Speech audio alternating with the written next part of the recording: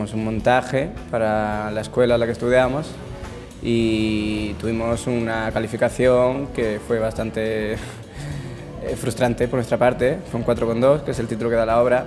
Empezamos ahí a hablar, a ver de qué hay. Chicos, vamos a sacar qué hay dentro que no fue bien y que nos ha marcado un poco bastante. Experiencias personales, experiencias de otras personas relacionadas pues, con la infancia, principalmente con la educación. Todo viene un poco del lastre o el bagaje, no siempre el lastre, el bagaje que nos deja la educación en todos los sentidos. Yo sufro, yo quiero expresar mi sufrimiento a las personas que se sienten como yo. ¿Qué cosas arrastramos de nuestra infancia?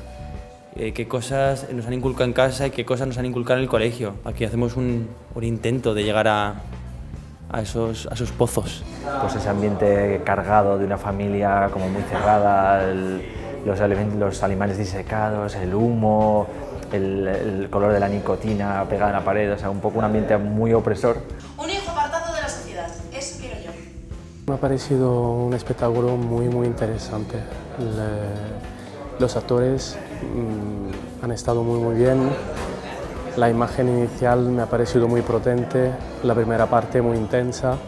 Ha sido un texto muy interesante porque hablando de cosas profundas nunca ha llegado a nada patético. Al mismo tiempo hay momentos donde te saca una sonrisa, así que en general una muy buena experiencia. Animo encarecidamente a que vean la obra a todo el mundo porque creo que todos estamos representados en esta obra. Y nada, os esperamos a todos los valencianos con un poquito de corazón para que vengáis aquí y lo compartáis con nosotros.